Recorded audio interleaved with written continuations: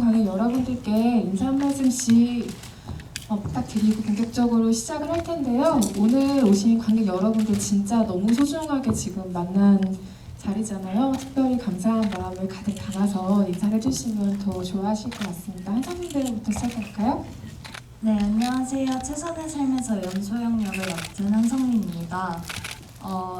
오늘 이렇게 와주셔서 너무너무 감사드리고요.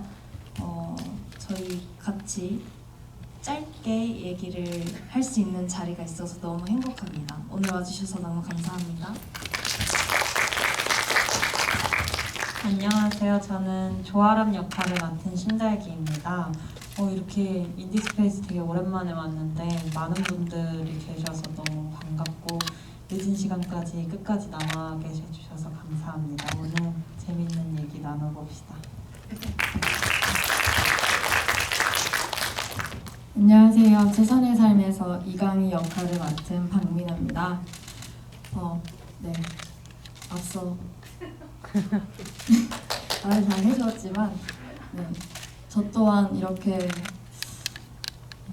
극장 안에 이 시간까지 같이 함께 해주셔서 너무나 마음이 풍족해지는 기분이고 정말 짧지만 잠시나마 저희 즐겁게 얘기 잘 나누다 갔으면 좋겠습니다. 어떻게 보셨는지 저희도 되게 궁금하거든요. 네, 아무튼 박민아입니다. 네, 안녕하세요. 저는 최선의 삶을 연출한 이우정입니다. 저에게는 드디어 이날이 왔네요. 제가 영화 찍을 때부터 배우들한테 우리 개봉만 하면은 GV 100번씩 해야 된다고 엄청 미리부터 말을 해놨는데 상황이 안 좋아져가지고 GV 자리가 너무 어려워졌잖아요. 그래서 너무 아쉬움이 컸는데 오늘 짧은 시간이지만 즐겁게 이야기 나누고 가겠습니다. 와주셔서 너무너무 감사드립니다. 네, 지금 극장별로 관객과의 대화라든지 극장 안에서 진행하는 모든 토크 프로그램이 좀 원활하게 진행되지 못하는 시기라서 이 팀이 굉장히 기대하며 관객 여러분들과 대화를 나누는 말들을 생각을 하셨을 텐데 오늘도 온라인 채팅방이라든지 마이크를 객석으로 돌린다든지 하는 것들은 할 수가 없겠지만 최선을 다해서 제가 여러분이 궁금해하실 만한 점들을 대신 좀 여쭤보고 이야기 나누는 시간을 마련하도록 하겠습니다. 일단 영화를 보셨을 소감이 너무 궁금한데 그것이야 오늘 각자 돌아가셔서 각자의 SNS든 활발히 남겨주시면 아마 감독님이야 배우분들 많이 참고하셔서 보실 것 같고요. 이우정 감독님께 일단 먼저 하나 질문을 드리면 최선의 삶을 보고 나서 이 세 명의 캐릭터에 깊게 이입하는 사람도 물론 있을 것이고 왜? 라는 물음표를 계속해서 머리에 달고 계신 관객 여러분들도 분명히 계실 거예요. 그런데 원작 임소라 작가의 동명 소설도 그렇고 이우정 감독이 연출한 작품도 그렇고 저는 인물들이 각자 역할 안에서 하는 선택들을 연출가가 혹은 원작자가 도덕적이든 혹은 사회 통념이든 어떤 기준을 두고 판단하지 않으려는 자세 같은 게 굉장히 꼿꼿하게 있다는 생각이 들었어요. 설사 원작을 믿고 그런 생각이 들지 않았다고 해도 감독에게도 그 외를 좀 지워가는 과정들이 필요하지 않았을까 싶습니다. 그러니까 그걸 본인에게서 좀 설득해내야 되는 과정도 감독님께 분명히 있으셨을 것 같고요. 인물들의 행동에 왜냐면 왜라고 이유를 붙이기 시작하면 사실 좀 끝도 없어지는 과정이기도 했을 것 같고요. 저는 최선의 삶 작업을 하면서 이게 결국 어떻게 되었는지까지는 제가 말할 수 없겠지만 여기 나오는 인물들이 좀 보편적으로 보이기를 바랬던 것 같아요. 그래서 그렇게 앞뒤의 이유들을 꽉꽉 채워 넣으면은 딱 그 인물들로 너무 좁아지는 게 아닌가. 나의 이야기로 나의 과거에 덮어둔 감정들로 가려면은 그것들을 좀 열어주는 게 맞겠다? 내가 판단하지 않는 게 맞겠다? 그런 생각들을 했었습니다. 최선의 삶이라는 한국어 제목과 달리 영재는 스노우볼이라고 붙어 있어요. 감독님과 배우들이 인터뷰라든지 자리에서 많이 말씀하시기도 했지만 스노우볼이라는 영재에 대한 이야기도 좀 같이 들어보면 좋을 것 같습니다. 그리고 이제 빠르게 말할 수 있습니다. 표현이 이미 되셨죠? 네. 먼저 최선의 삶의 직역은 좀 피하고 싶었던 마음이 컸고요. 그래서 다른 제목을 찾아보던 중에 원작의 챕터가 첫 챕터와 마지막 챕터의 제목이 스노우볼이에요. 그리고 저희 영화 방금 보셨겠지만 마지막에 그 읍내동의 풍경 눈 내리는 캠코더 화면 속이 스노우볼 안에 풍경같이 보였으면 좋겠다 그렇게 생각을 하기도 했고요. 그 해외배급사에서 그 영재를 제가 말씀드렸을 때 이제 외국인 분들한테는 그게 그 스노우볼로 안 받아들여지고 눈덩이라는 표현으로 받아들여질 것이다. 괜찮겠냐? 이런 질문을 받았었는데 영화 안에서 인물들이 맞닥뜨리는 그렇게 불어나는 감정들 역시 눈덩이와도 맞겠다 싶어서 여러 가지가 다 합쳐져서 그렇게 제목을 지었습니다. 저는 영화를 보기 전에는 왜 스노우볼이라는 제목이 붙었는지 궁금했거든요. 그러니까 물론 원작을 읽어서 제목이 등장하는 건 알고 있었지만 뭐 예를 들면 뭐 올더 베스트식의 직역도 있을 것이고 뭐 라이프 오브 어쩌고 저쩌고 이렇게 붙을 수도 있었을 텐데 혹은 뭐 강희의 이름으로 무언가를 만들 수도 있었을 텐데 왜 스노우볼일까를 생각해 봤는데 영화를 보고 나니 이 제목이 저는 굉장히 근사하게 느껴지더라고요. 우리가 보통 스노우볼을 볼 때 그 안에는 예쁘든 뭐 모양이 좀 예쁘지 않든 그 안에서의 되게 완전한 어떤 세계가 있잖아요. 근데 그 세계가 밖으로 나올 수가 없거든요. 외부에 굉장히 단단한 유리벽으로 막혀 있는 게 스노우볼이기도 하잖아요. 그게 이 아이들이 지나고 있는 어떤 시기를 대변하는 장치 같다는 생각도 들었고 그 스노우볼은 특징 중에 하나가 이걸 우리가 밖에서 어떤 외부의 충격을 가하면 엄청나게 그 안이 흔들리는 것들이잖아요. 누군가 보기엔 그게 굉장히 예쁜 모습일 수 있지만 그 안에 뭐 세워져 있는 눈사람이라든지 나무 입장에서는 굉장히 흔들리는 무언가를 경험하는 폭풍과 같은 사건이겠죠. 외부의 충격이 가해진다는 것은. 이런저런 의미를 더하면 스노우볼이라는 게 이 아이들의 세계를 표현하는 굉장히 온전한 단어일 수 있겠다. 이런 생각들을 하면서 영화를 봤던 기억이 있습니다. 그런데 왜 직역은 좀 피하고 싶으셨어요? 그게 제가 영어를 그렇게 잘하는 사람이 아니라서 논리적으로 말하기가 어려운데 직역된 류의 그런 아까 얘기한 뭐 베스트 라이프부터 시작되는 것들이 다 뉘앙스가 별로라는 생각이 들었어요. 저는 아마도 그 생각이 들어요. 그러니까 최선이라고 하는 게 우리가 좀 너무 아름다운 결과에 붙이는 말이라서 그런 것 같기도 해요. 그러니까 뭐 예를 들면 우리가 운동선수한테 뭐 최선입니다 이렇게 얘기하는 건 결과가 뭐 상이 아니더라도 그 사이에 당신이 흘린 땀방울이 굉장히 가치가 있습니다라고 말하는 것처럼 최선이란 단어를 굉장히 아름다운 의미로 쓰거든요. 하지만 영화를 보셔서 아시겠지만 각자 뭐 인생이 아름다울 수는 있어도 이 아이들이 통과하는 시기 자체는 사실 그렇게 아름다운 시기는 아닌 것 같아요. 그래서 그 최선이라는 말이 직역을 하면 아마도 조금 더 부딪히는 인상 같은 것들이 있지 않았을까 하는 생각도 들어요. 사실 배우들은 그 작품마다 그리고 캐릭터마다 접근하는 방식이 굉장히 다르죠. 그런데 이번 작품 경우는 아마도 새 배우가 가장 먼저 캐릭터에 접근하는 방식이 좀 여러 가지 두려움을 느끼는 것이 아니었을까 생각이 들어요. 그걸 역할을 소화할 수 있을까 없을까에 대한 가능성이 내포된 두려움이기도 하지만 인물이 느끼는 두려움이 굉장히 많이 전이되는 기분으로 역할을 준비했을 것 같다는 생각이 들어요.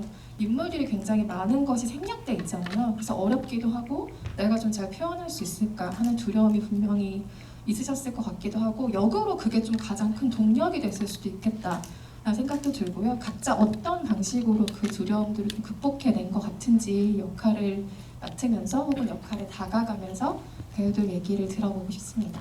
박민아 배우부터 할까요? 네. 일단 촬영장 안에서는 감독님도 계셨고 제가 인터뷰 때 진짜 많이 한 말인데 좌달기 우성민 얘기 되게 많이 했거든요. 정말 저한테는 나이는 동생이지만 배우로서는 정말 저에겐 든든한 동료였거든요. 왜 웃어? 그냥 웃고 싶었나 봐요. 그래서 이제 그런 믿음이 있으면서 할 수 있었던 두려움 극복이 있었고 사실 다 깨진 못한 것 같아요. 저도 사실 어떤 장면마다 약간 좀 아쉬운 것도 있고 개인적으로는 저때 저게 맞았나 싶기도 하고 늘 그러는 것 같아요. 뭔가 그때 당시에는 강희처럼 박민아라는 사람도 최선을 다했지만 지나고 나면은 당연히 후회가 있을 수밖에 없는 것 같더라고요. 그래서 그때는 저의 최선에 맡기는 편이었던 것 같아요. 네, 아람이 같은 경우에는 저도 아람이에 대해서 얘기할 기회가 아무래도 많았다 보니까 계속 했던 얘기인데 아람이가 자기가 처한 상황이나 환경으로부터 도피하기 위해 자기보다 더 안타까운 존재들에게 연민이나 동정을 쉽게 갖는다고 저는 생각을 했었는데 저 역시도 아람이한테 그런 마음인 것 같더라고요. 다시 돌아보니까 제가 갖고 있는 괴로움을 잊으려고 더 큰 고통을 안고 있는 아람이 속에서 약간 도망치듯이 했던 것 같아요. 지금 다시 돌이켜보니까. 그래서 아람이한테 자꾸 미안한 마음이 들고 계속 아픈 것 같아요. 아람이를 생각하면.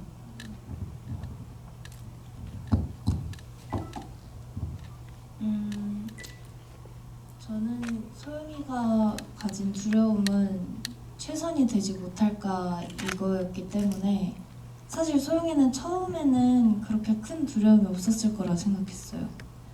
왜냐면 뭐든지 공부도 그렇고 외모도 그렇고 모든 걸 인정받고 있었던 상황이고 결국에 더 큰 꿈을 이루기 위해서 선택한 선택이 소영이한테 큰 두려움을 가져온 거기 때문에 저는 그냥 그 소영이의 마음을 같이 느꼈었던 것 같아요. 같은 과정을 겪었고 저도 많은 오디션에서 떨어져도 보고 기회도 탈락도 해보고 하면서 느꼈던 감정들을 소영이가 느꼈던 두려움에 많이 갖다 쓴 것 같고 소영이로 인해서 그걸 좀 표현해 볼 수 있었던 것 같아요. 아마 이 세 명이 그 안에서 느끼는 두려움의 공통점이라면 저는 처음이라는 것인 것 같아요. 그러니까 어쨌든 강희와 소영에게도 처음 뭐라 설명할 수 없는 어떤 순간들이 분명히 있었고 소영에게도 난 늘 예쁘고 어디서나 자신만만했고 학교에서도 인정받는 아이인데 사회에서 처음으로 불인정을 경험했을 때 그 처음의 충격 같은 것들이 소영을 휩싸고 있을 것 같다는 생각도 들었고 아람의 입장에서는 항상 뭔가 친구들에게 마음을 다 아는 듯 다 모르는 듯한 이런 캐릭터였지만 둘의 관계가 벌어지는 것에 대해서 굉장히 당혹감 같은 것들을 분명히 느꼈을 것이고 강희 역시 마찬가지였을 것 같아요. 그래서 이 셋의 관계가 처음으로 어떤 변화를 경험하는 것 그리고 학교라는 어떤 울타리 밖에 무언가의 사회를 경험하는 것 이 처음이라는 것이 사실은 세 인물에게 굉장히 중요한 두려움으로 작용하지 않았나라는 생각이 드는데 이유정 감독의 방식은 그걸 굉장히 자세하게 설명을 해주는 대신에 굉장히 많은 생략, 감독의 표현으로는 과로가 굉장히 많은 영화가 되었죠. 근데 이 여백이 많은 작품이라고 저는 표현을 하고 싶은데 그 과로를 적극적으로 채우게 관객에게 하게 만드는 그런 연출 방법은 시나리오 단계에서부터 구상이 된 건지 아니면 편집 단계에서 조금 더 구체적으로 생각하게 된 것인지 궁금하더라고요. 시나리오 때부터 그렇게 들어가 있었던 부분이 있고요.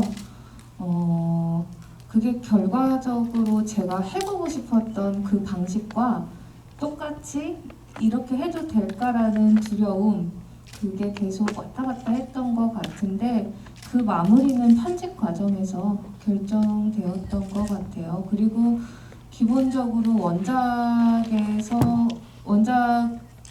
대한 정말 제가 놓지 못하는 것들이 편집돼야 놓을 수 있었고요.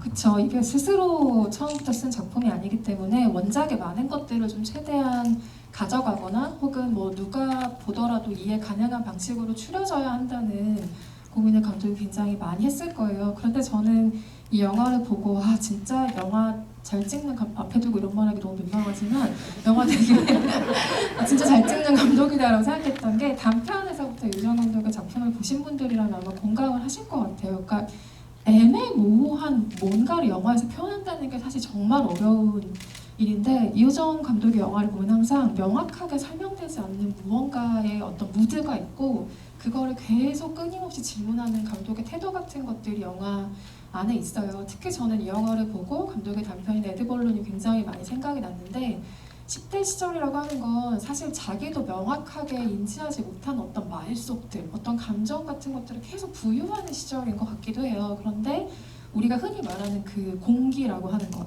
그것을 담아내는 게 연출의 역량이라는 생각이 드는데 에드벌룬에서 그 역량이 잠재력으로 확인이 됐다면 이 영화에선 정말 그거 장편 영화로 가져갈 수 있는 능력으로 확고하게 우리에게 보여준 것 같다는 생각이 들었습니다.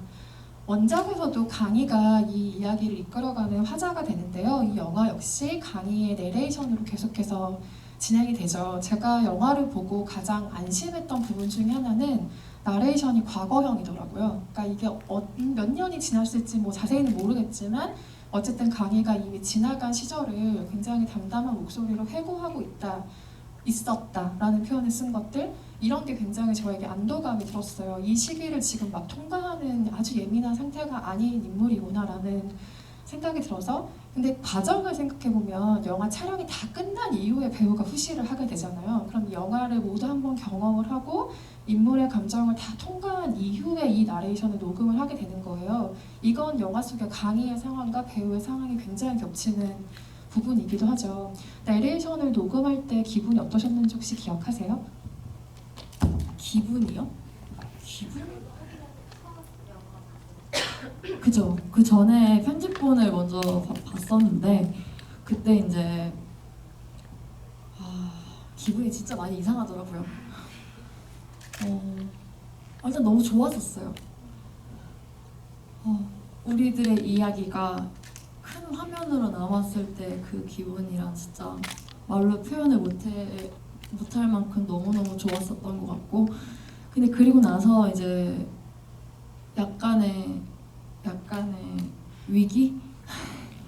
이제 1년 전에 촬영을 마친 작품을 다시 그때로 어느 정도는 들어가서 이렇게 나레이션을 했었어야 됐기 때문에 근데 너무나도 다행인 게 제가 중간에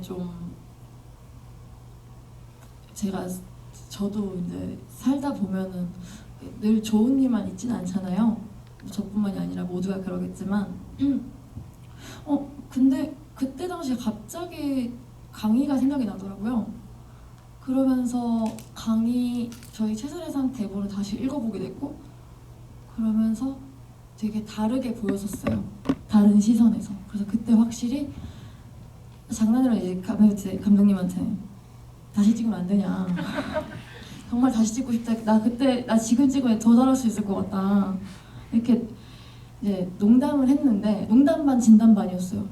근데 감독님이 그때 해주셨던 말이 그때는 그게 맞다. 강희는 모르는 게 맞다. 그래서 맞는 것 같아요. 그러면 나레이션에 그거를 한번 접목시켜보자. 근데 너무 좋았어요. 저는 확실히 제가 그 전에 강희한테 한참 빠져있을 때 나레이션을 만약에 했더라면 조금 더 많이 아쉬웠을 것 같아요. 제 스스로가. 네, 지금은 꽤 괜찮은 것 같습니다. 강희와 친구들이 영화 안에 있었던 그 시간보다 어느 정도의 시간이 흐른 뒤라고 생각을 혹시 하셨나요? 그거가 좀 어려웠는데 저를 빗댔어요. 저도 저란 사람이 조금 바뀌려고 들인 시간, 그리고 지나왔던 시간이 한 10년은 넘었던 것 같더라고요. 강희도 적어도 10년은 지나지 않았을까? 라는. 근데 강희는 좀 더 걸렸을 것 같아요. 한 15년? 17년? 이 사이 어디쯤. 얼추 30대에 돼서야 이제 뭔가 조금 다르게 바라보거든요. 네, 미래의 목소리예요. 미래의 강희가 과거의 강희에게 이야기를 들려주는 방식인데 두 배우는 혹시 1년 뒤에 이 영화를 다시 봤을 때 감상이 달라지는 부분이 있던가요? 한성민 배우와 신달기 배우는 어떠셨어요? 박민아 배우는 조금 더 잘 알게 된 어떤 부분이 있다라고 방금 말씀하셨는데요. 저는 오히려 영화가 나오고 나서 아람이를 알게 된 것 같기도 하고, 근데 거의 모든 작품이 그런 것 같아요. 촬영을 할 때는 몰랐던 것들이 그 인물에 대해서 영화가 나오고 나서 알게 되는 경우가 더 많은 것 같아요. 보면은 약간 그때 당시에는 시야가 좁잖아요. 저희가 그거에 너무 집중을 하다 보니까 넓게 못 보고, 근데 이제 우리 손을 떠났으니까 되게 객관적으로 조금은 더 볼 수 있는 것 같더라고요. 성민 씨는? 네, 저도 뭔가 그 당시에는 그냥 느껴지는 감정에 딱 빠져 있다고 하면 1년 뒤에 이제 저희가 모든 걸 끝내고 이제 영화제에서 처음 봤을 때는 소영이가 왜 혼란스러웠고 왜 더 무너져 내리고 예민해졌는지 조금 더 다가오는 지점이 많았던 것 같아요. 배우들은 현장에서 뭐 좁게 보느라 그랬다고 하지만 본인의 캐릭터를 연구하기 위해 깊게 빠져드는 건 너무 당연한 수순인 것 같고, 그렇기 때문에 감독이 있는 거죠, 여러분. 감독이 보고 톤을 잡아주고 전체적인 어떤 밸런스도 맞춰주고 하는 역할을 하는 거죠. 맞죠? 배우들이 다 웃었습니다. 너무 공감해서. 공감해도 웃을 수 있다고 합니다, 여러분. 그 이우정 감독님이 가장 뭐 어려웠던 작업들에 대해서 궁금한 점도 많지만 저는 꼭 집어서 그 푸른 밤이라고 말하는 장면에 대해서 언급을 하고 싶어요. 왜냐면 저는 이 푸른 밤의 연출이 제가 상상했던 톤과 굉장히 달랐어요. 왜냐면 이게 아까도 말했지만 둘이 처음이기 때문에 저는 여기에 감정이 훨씬 예민한 감정들일 거라고 생각을 했거든요. 혹은 관능적이거나. 그런데 이 장면을 봤을 때 느낌은 뭐 구체적인 단어로 설명하기 조금 어렵지만 굳이 단어를 갖고 오면 몽환적이다? 꿈을 꾸는 것 같다? 이런 식의 연출에 조금 더 가까웠던 것 같아요. 저는 오히려 이 사건이 두 사람의 관계를 단절한다, 가른다라는 점에서 조금 더 날카로운 톤앤면으로 고민한 적은 없었을까? 라는 생각도 들더라고요. 날카롭다기보다는 얘네들이 정말 지쳐있을 때 갑자기 일어난 밤이었으면 좋겠다, 그렇게 생각을 했었고요. 그 장면들을 구성할 때는 크게 보면은 강희가 아이스크림을 먹고 잠들기 전과 후로 나눌 수가 있는데, 개인적으로 그 전에서 다 끝내고 보여주고 싶었었어요. 그래서 이제 눈을 뜬 그 후는 둘의 얼굴만으로 가자, 그렇게 콘티를 짰었고요. 근데 제가 정말 미안한 것은 또 미안해요. 근데 그 장면을 찍을 때 멈추랍니다. 요즘 유행어예요. 유행어요? 멈춰라는? 좀 됐어요. 그게 뭐예요? 멈춰. 학교폭력 멈춰! 저도 아는 척 하고 있었지만 지금 눈을 굴리고 있었어요. 이게 무슨 얘기인가 싶어가지고. 그 장면을 찍을 때 배우들보다 제가 더 예민했던 것 같고, 제가 괜히 배우들이 최대한 편해야 하는 장면인데, 제가 처음 찍어보는 장면이고, 뭐 스태프들도 소수만 남아 있어야 했고, 뭐 이런저런 것들로 너무 예민함을 다 보인 것 같아서 그 촬영을 마치고 정말 미안했어요, 그 두 분한테. 그만 미안하셔도 될 것 같고, 그리고 저도 저한테도 되게 특별한 씬이었었고, 제 인생에서도 처음 있는 그런 도전이었기 때문에 저는 옆에 있어서 좀 오글거리긴 하지만, 저는 그래서 이우정 감독님이랑 같이 할 수 있었다는 거에 대해서 정말 행복했어요. 그리고 저의 처음 도전하는 경험을 감독님이랑 할 수 있어서 정말 네, 좋았어요. 정말 감독님이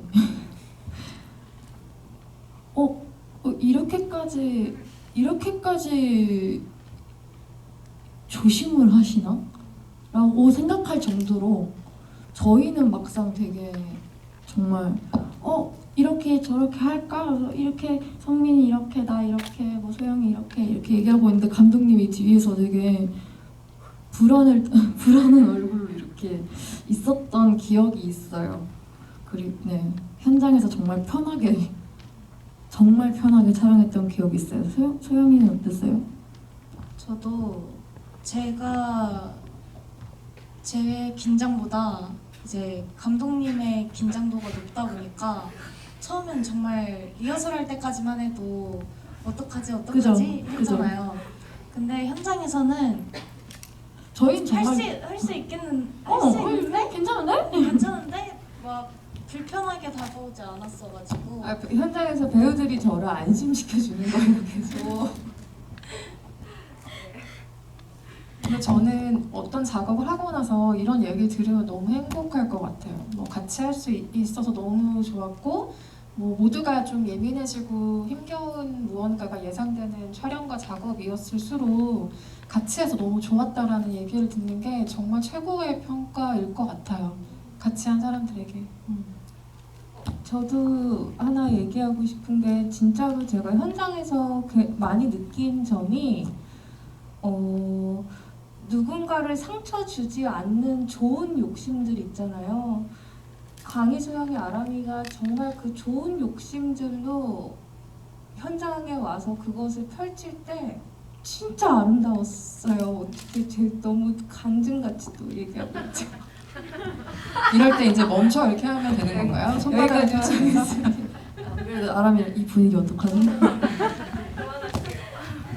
네, 감독님 잠깐 쉬시고요. 한가피 말을 좀 돌려보도록 하겠습니다.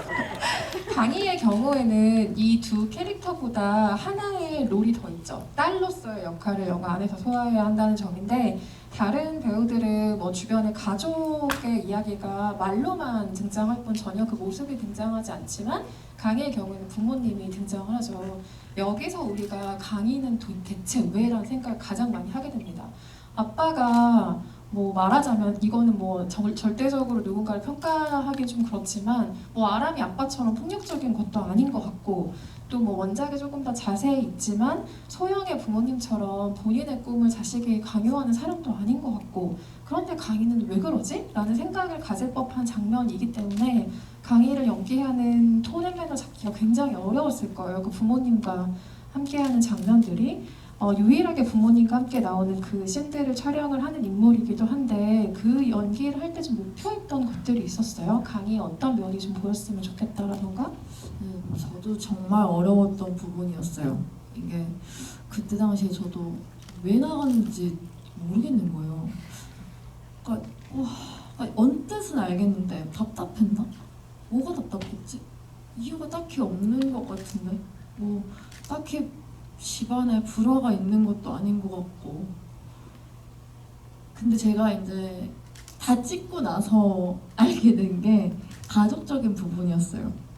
그 강희 가족 촬영할 때 그래서 사실 되게 조심스러웠던 것 같아요. 제가 엄마 아빠 특히 이제 감정이 쌓이지 않은 상태에서 엄마 아빠와 대화를 할 때가 조금 어려웠던 것 같고 이제 소영이와 아람이와 이제 이런 저희가 감정이 많이 올라와 있는 상태에서는 조금은 덜 어려웠던 것 같은데 그 베이스가 뭔가 텅 비어 있다라고 제가 늘 느꼈던 것 같아요.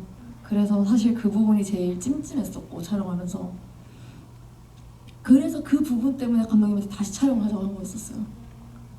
지금 하면 더 잘할 수 있을 것 같은데 완전히 알아버린 것 같았어요.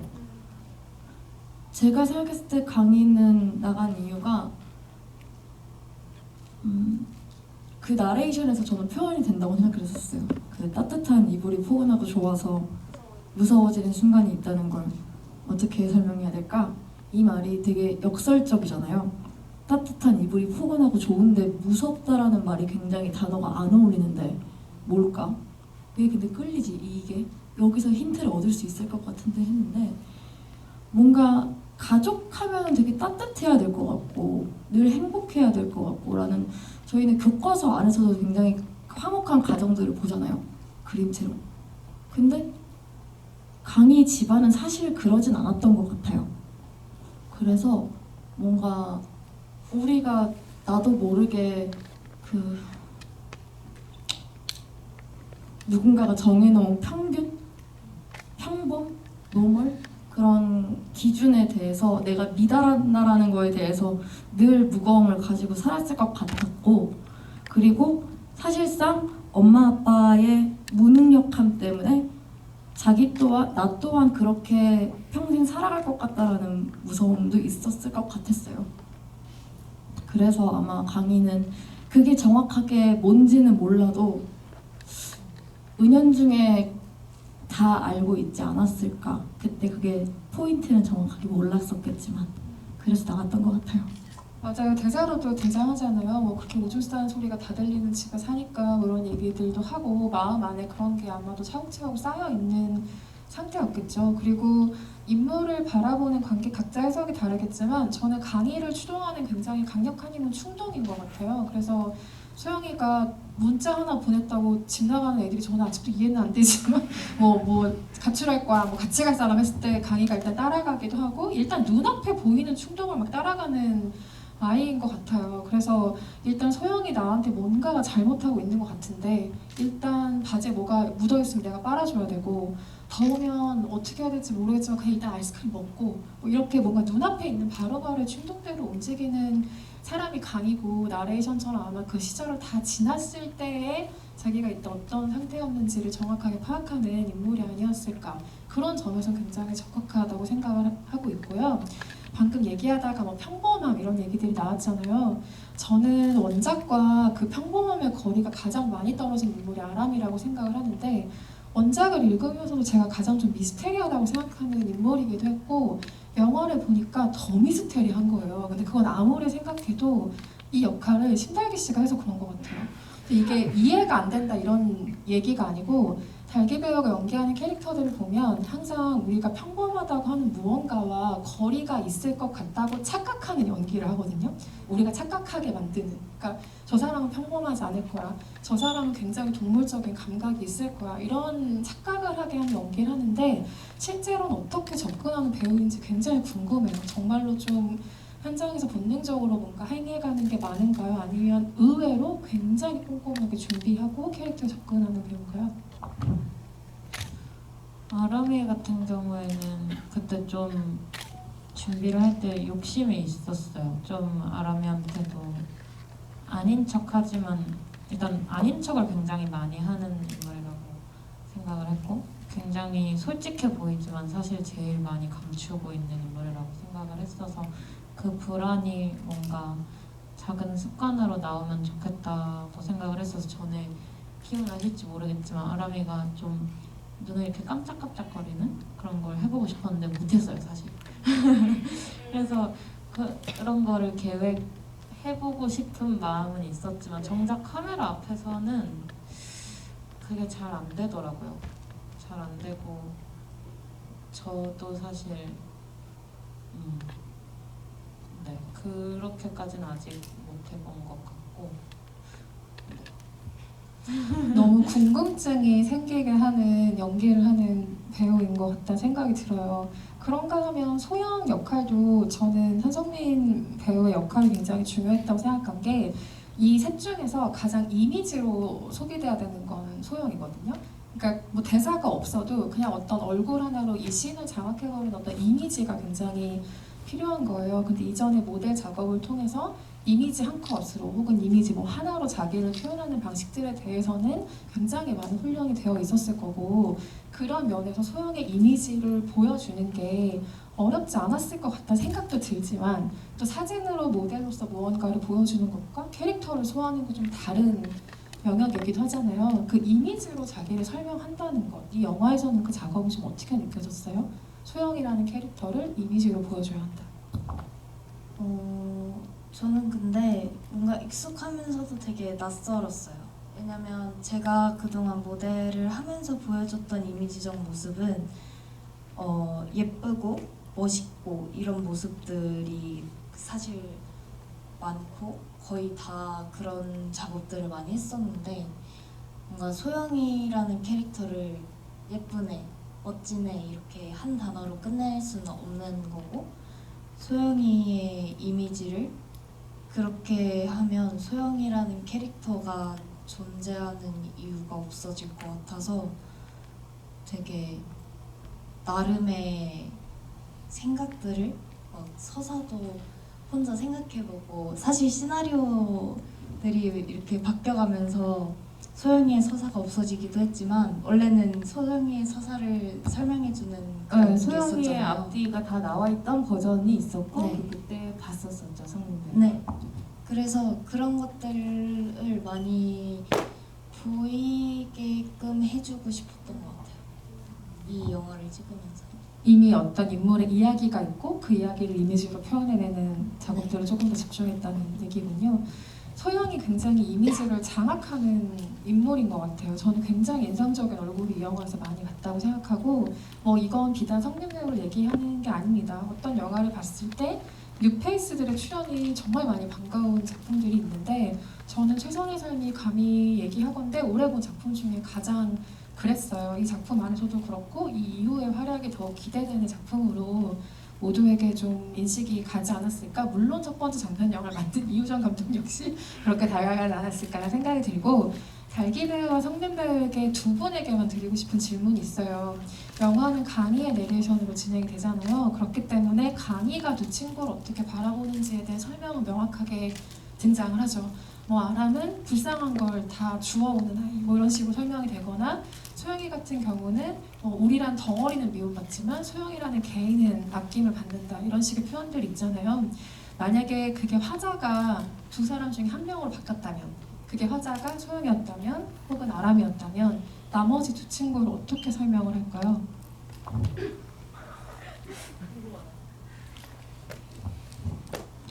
소영이 대사 중에 그 대사가 있잖아요. 집 나가면 병신같이 살아야 되잖아 하고 집을 나가자고 하는데 두 친구가 그 병신이 되어줄 친구로 보지 않았을까 생각해요.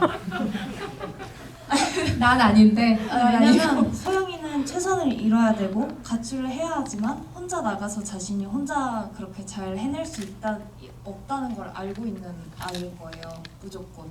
소영이는 똑똑한 아이기 때문에. 그렇기 때문에 같이 나갈 친구들을 구해야 되는데 마침 제가 얘기를 하면 같이 병신이 되어줄 아람이와 강희를 옆에서 발견을 한 거죠.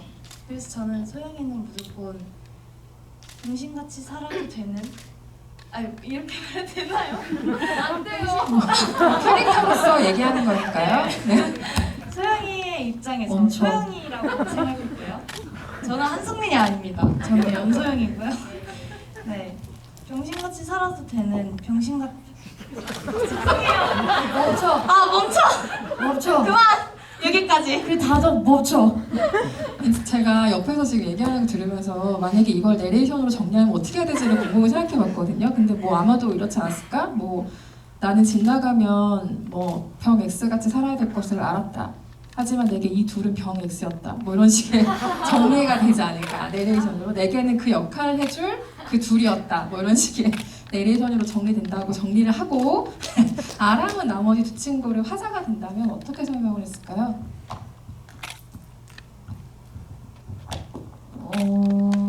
뭔가 포괄적으로 강희는 이런 애다, 소영이는 이런 애다 라고 얘기를 하기는 어려울 것 같고 장면들에서 아람이의 나레이션이 있다면 하고 떠올릴 수 있는 장면은 그때 강희가 엄마를 학교에 데리고 왔을 때 그때 아람의 얼굴이 좀 많이 보여지거든요. 그때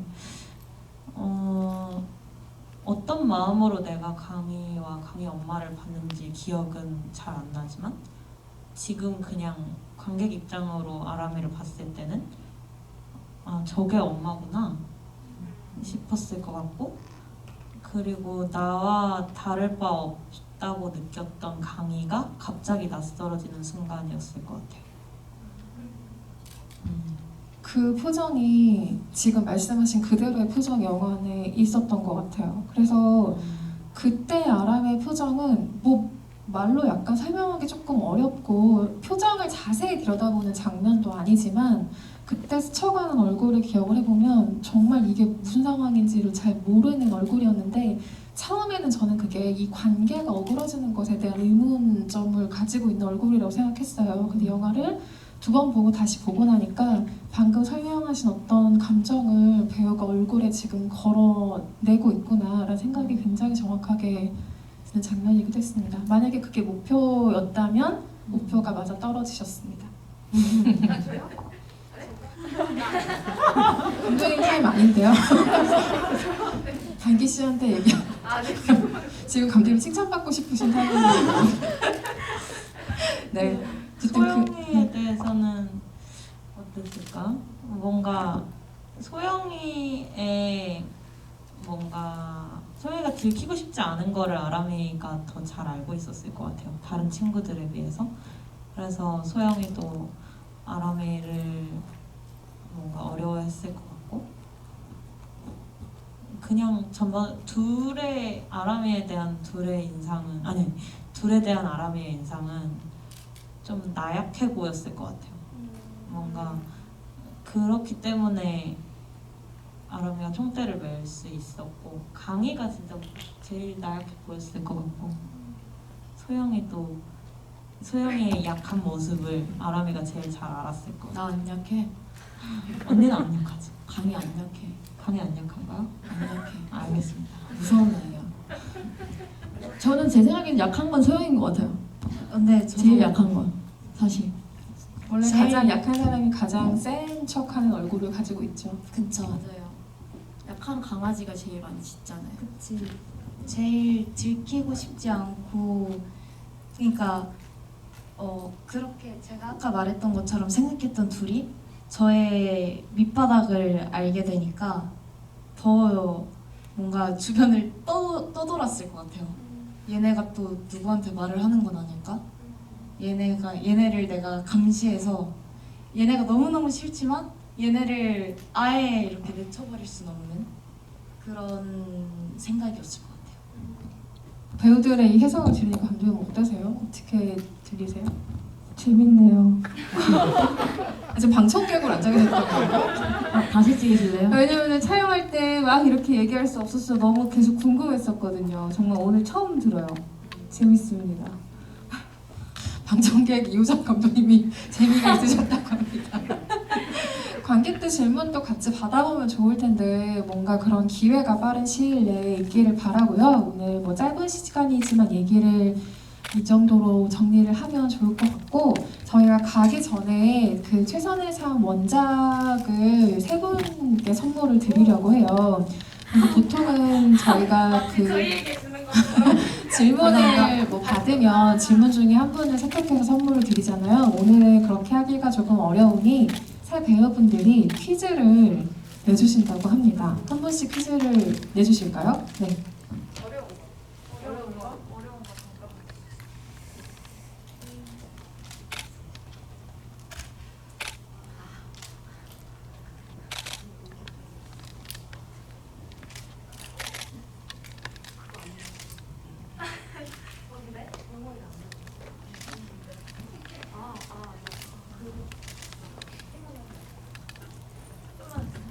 준비되신 분 계신가요?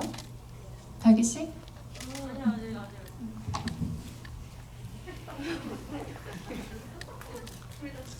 아니 막상 퀴즈를 내려고 하니까 어려워지나 봐요. 아까 들어오기 전에는 가장 멀리서 오신 분 막 이런 거 한다고 했거든요. 분명히 저한테. 돌잔치 바이브로. 네. 무슨 일 있었나요? 네. 아 저부터 하면 되나요? 네. 네. 아 네. 퀴즈를 저희 무대 인사 다닐 때 이 멘트 진짜 많이 했거든요. 저희가 갑자기 퀴즈를 낼 거예요. 이제 맞히신 분께는 소정의 상품이, 이거는 근데 소정이 아니에요. 이건 굉장한 상품입니다, 여러분. 작가님과 감독님과 무려 저희 사인이 네 명, 그리고 작가님 것까지 다 있다고요. 5명의 사인이 들어있는 네, 소설이죠. 맞습니다. 아무튼 네, 퀴즈 시작하겠습니다. 첫 번째, 듣기 평가. 첫 번째. 강희가 신고 다녔던 신발의 색깔은? 우와, 네, 네, 안경 쓰신 분. 남기 땡! 아, 하나, 둘, 셋, 아! 저분이에요. 저 여자분. 네. 오, 맞아요! 지금 남색이라고 얘기하신 분의 고개가 밑으로 쭉 떨어지는 걸 저도 봤습니다. 네.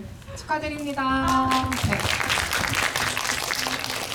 네, 직접 또 증정을 해주시네요. 두 번째 퀴즈도, 네. 강희 어머니로 나오시는 이유경 선배님을 제가 다른 작품에서 2번이나 만난 적이 있거든요. 그걸 모두 맞히시는 분한테 드리겠습니다. 이건 달견이 찐팬이어야 된다. 2번이나 만났어요. 아무도 안 계시네요. 오늘 안 왔어, 오늘 안 왔어. 오늘 안 왔어. 원래 있어. 힌트를 드릴게요. 하나는 그 캐릭터의 이름이 제목인 작품이고요. 네. 다른 하나는 상업 영화인데 네. 김고은 선배님이 나옵니다. 저 저 퀴즈 맞춰야 돼요? 네, 그녀의 음악 앨범하고 리나? 와.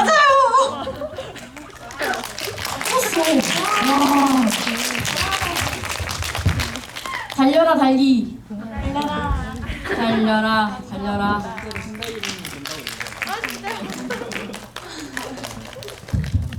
다음 성민 씨. 네, 세 번째 퀴즈입니다. 저번에 냈던 거일 것 같아. 해? 소영이의 캐리어 색깔은? 저분? 안경 쓰신 분? 아까 강희 언니 했던 분? 빨간색 맞습니다. 지금 컬러의 오답을 컬러의 정답으로 만회하셨어요. 근데 왜 강의 색깔? 저 한 켤레밖에 안 신거든요. 네, 책 받으신 세 분의 관객 여러분 축하드리고 이 팀의 무대 인사를 같이 가시면 아무래도 당첨의 기회가 좀 더 높아지지 않을까. 아마 무대 인사를 몇 번 더 하실 것 같죠? 네, 이런 힌트를 드려보면서 오늘 오신 관객 여러분들께 끝인사 한 말씀씩 부탁드리고 저희 자리 마무리하도록 하겠습니다. 성민 배우님부터 해주실까요? 네, 늦은 시간까지 이렇게 저희 영화 봐주셔서 너무너무 감사드리고요. 저희 앞으로 또 무대 인사들이 있잖아요. 다들 많이 와주시고 저희도 최대한 다 참여할 거니까요. 많이 와주시고요. 오늘 너무 감사드립니다. 감사합니다. 되게 힐끔해주셔서 아니, 혹시 옆에 버튼 없나? 네, 여기 오늘은 버튼이 없네요. 네, 알겠습니다.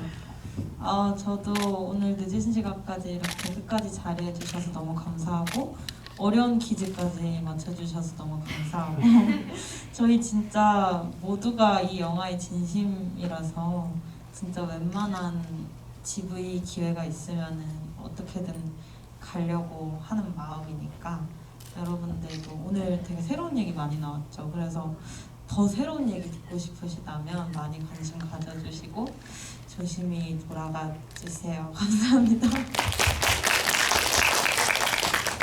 네, 오늘 이렇게 쉽지 않은 자리 와주셔서 그리고 귀한 시간 같이 함께 해주셔서 너무 감사드리고 네, 저희 영화는 한 번 보는 거랑 2번 보는 거랑 3번, 4번 왜냐면 제가 저도 꽤 이제 많이 봤거든요.